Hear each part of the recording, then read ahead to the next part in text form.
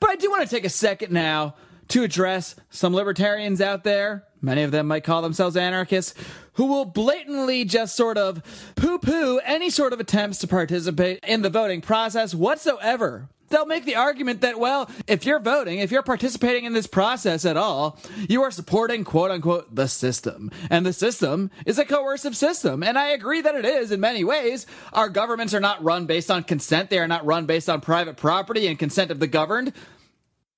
Our governments at all levels craft laws that have nothing to do with consent of the governed whatsoever. War on drugs, anyone? Hello? Millions of people are in jail. So, of course, I'm not going to argue that our government is functioning well or that the political system is fair or just. It's not. It's not at all. There are two things you can do when you identify a problem like that, okay? There are two things. Really, only two things. You can, A, address that problem head on. You can get into the belly of the beast. You can fight the corruption. You can expose the corruption. You can expose the problems. You can call out the people who are doing so much wrong to others.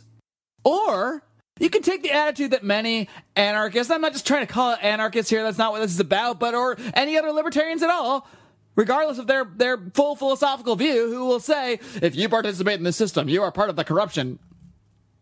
Well, no. You know who's part of the corruption? Whether they know it or not, people that tell liberty-minded individuals that they should not participate in politics, that they need to stay away. They need to go start Silk Road or something. That's the key to liberty. And they'll say, and a complete agreement when they say this, that the key is education. We need to educate people. We need to teach them about the ideas of liberty. That's absolutely correct. I couldn't agree more. However, we live in a real world, and we live in a country, at least for those of us in the United States, no matter where you're listening all over the world right now, all of us live in some sort of political system, and none of it's great, none of it's perfect. But you simply retract from it, especially if you are someone who's inclined to support libertarian ideas, even vaguely so, even if we don't all agree on what that means. That segment of the population, the people that are inclined towards liberty, those are the people I want the most active in politics.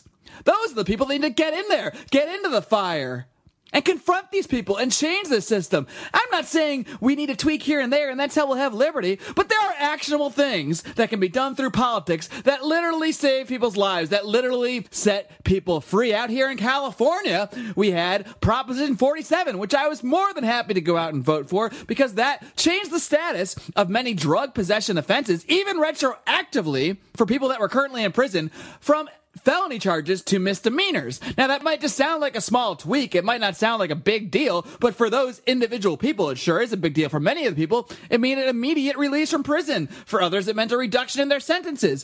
For others that don't have other felony charges, now they're not even considered a felon. They only have a misdemeanor on their record. Oh, what does that mean? Well, if you're a felon, you can't vote. If you're a felon, you can't buy a gun. You can't defend yourself. There are many things you can't do if you're a felon. So a lot of those people will immediately have the ability to participate in the electoral process restored. They'll have their ability to purchase a gun and defend themselves restored. I will never understand the argument that says that voting for Prop 47 is akin to pointing the gun of the state at someone. Who the hell is it pointing it at? It's pointing the gun away from some people and giving them more freedom in life. Now, I don't think just participating in politics, but in and of itself, is necessarily going to change everything. Voting for politician A or B isn't necessarily going to change anything.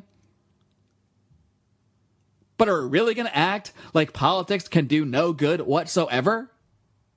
And it's true, it can't. It can't if all the liberty-minded people, all the people with the great ideas, are being herded and corralled away from it. And off and told to go start a freaking invest in Bitcoin and start Silk Road and live in their mother's basement and post on their blogs about how much they hate the state. Guess what? That helps nobody. It helps nothing. And I'm sick of it. Oh, I'm sick of it. Am I fired up? Tell me if I'm too fired up.